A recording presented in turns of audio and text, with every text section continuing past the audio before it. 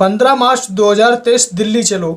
जिसका कोई दल नहीं उसका कोई बल नहीं, जिसका कोई बल नहीं उसका कोई हल नहीं। नमस्कार दोस्तों, मैं पवन पेरियार और आप देख रहे हैं पीएल बहुजन आवाज। बने रहिए हमारे साथ बहुजन समाज की हर छोटी बड़ी खबर पाने के लिए।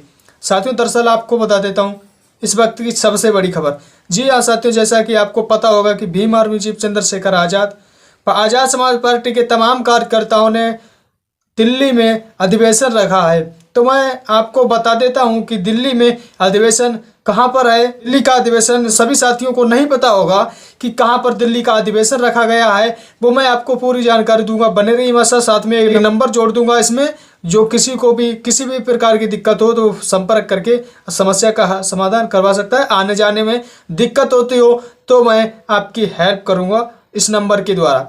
जी हाँ साथियों, पहले चलिए चलते हैं खबर की तरफ। जैसा कि आपको पता होगा कि भीम आर्मी चीफ चंद्रशेखर आजाद जमीनी स्तर पर कार्य कर रहे हैं। बहुजन समाज में युवा क्रांति, नई क्रांति लाने का प्रयास कर रहे हैं, जो कि लगातार जमीनी स्तर पर चलते हुए सफल दिखाई देती है।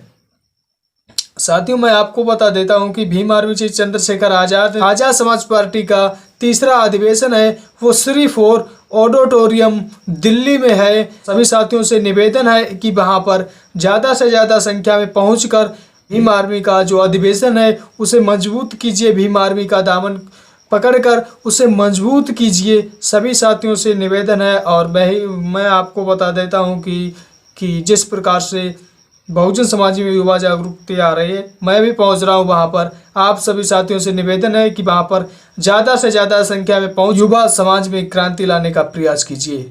साहब कांशीराम जी कहते थे, जिसका कोई दल नहीं उसका कोई बल नहीं, जिसका कोई बल नहीं उसका कोई हल नहीं। जब दल बनेगा तब मेरा बल बनेगा, और जब बल बनेगा तब हल निकलेगा। शायद ऐसा ही कुछ आजाद समाज पार्टी करने में लगी हुई है, दल बनाने का प्रयास करती है, और जो कि सफलतापूर्वक दल भी बना हुआ है। अच्छा सा दल बना है और उसका हल भी निकलेगा। हल निकालने के लिए हम और आप उसकी मदद करेंगे, तब हल निकलेगा और तब फिर से इस देश में बहुजन युवा शासक बनेगा और बदलाव की स्थिति में जाएगा। साथियों, मैं आपको साहब कांशीराम का जन्मदिन भी है।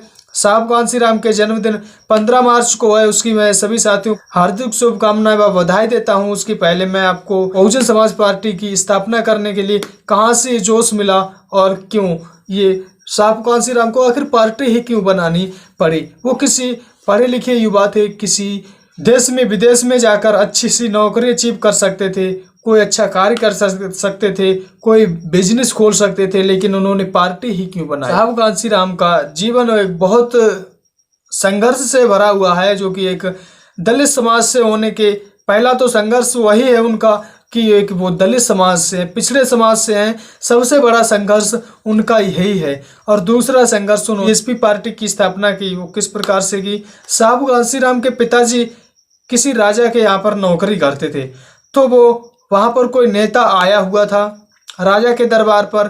तो साहब कांशीराम के पिताजी वहाँ पर बिजना डुलाने का काम करते थे। गर्मी का माहौल था, गर्मी का समय था, तो साहब कांशीराम के पिताजी वहाँ पर पहले पंखे वाला बिजना चलता था, जैसे चक्कर वाला हाथ से चलाने। राम जी कहते हैं, नहीं बेटा, अगर ये पंखा हवा देना कम कर दिया, आपने नहीं चला पाया, आप पर नहीं खिंचा, तो ये नेता जग जाएगा और हमारी डांट पड़ेगी और नौकरी भी छिन जाएगी। साहब कांशीराम इतनी बात को सुनते हैं और चुपचाप वहां से चले जाते हैं।